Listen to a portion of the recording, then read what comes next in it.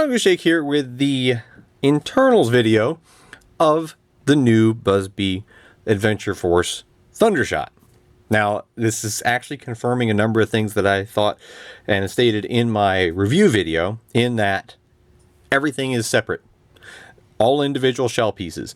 The grip, and let me back up. To start with, there are no solvent welded pieces on this blaster.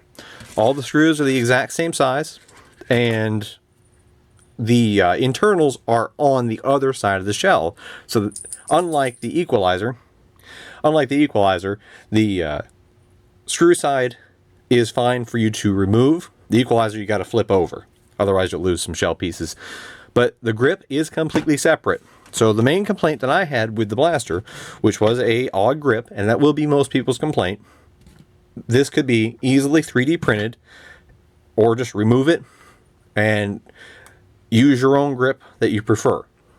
And again, once you remove the top of the shell, the entire front piece is its own piece.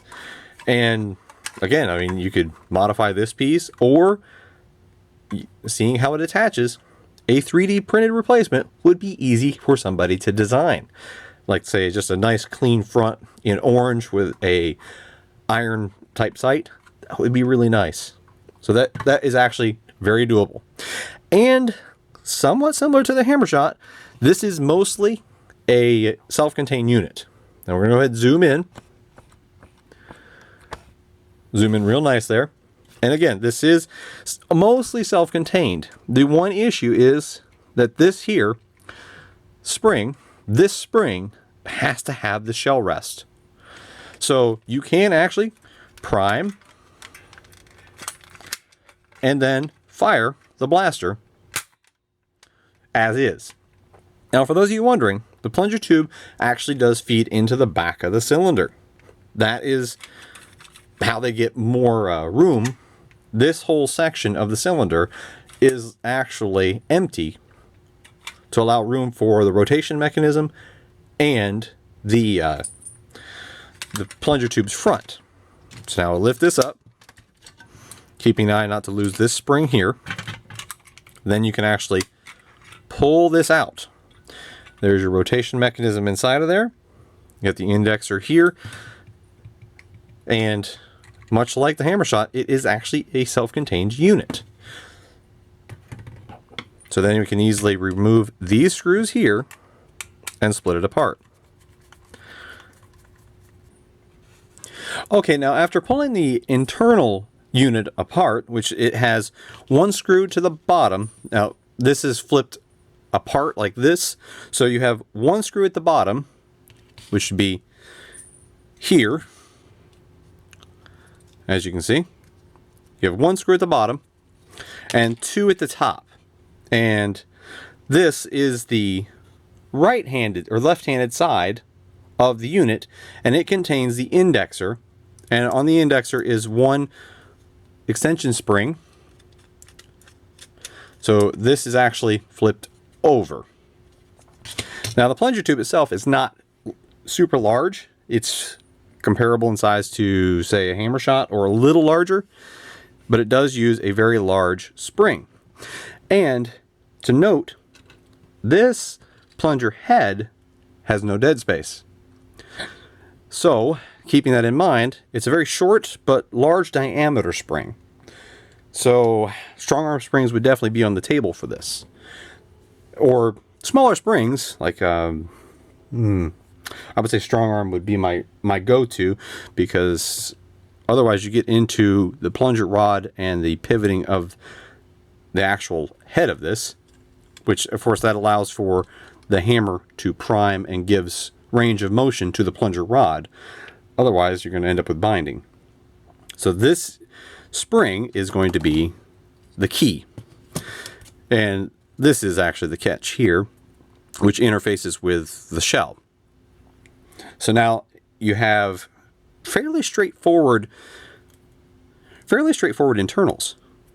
I would say even more so and easier to take apart than a Hammershot. So the spring will be the issue of all things, and looking at it, those are press fit pins.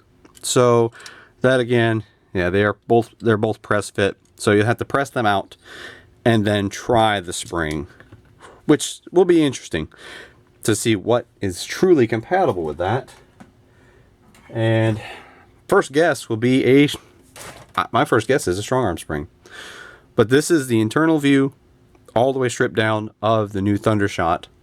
And I will be doing mods on a few of these, particularly since the fact that the grip section itself is a very simple interface. If you're to take the shell, this is the most promising part of it for me personally, is when you have the shell together, you have a very simple interface of this peg and this peg, the dart pegs, the screw pegs, go in through, and that hole that you see there is, and it is a snug fit, is for this dot, which has an indentation in the shell for it to snap in place. So that is removable for paintwork if you end up using the stock grip.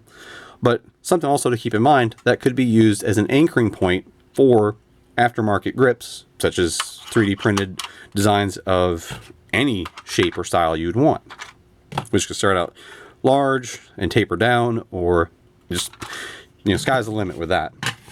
And again, the front piece being completely separate, I am hugely stoked about that. So you can make whatever you want.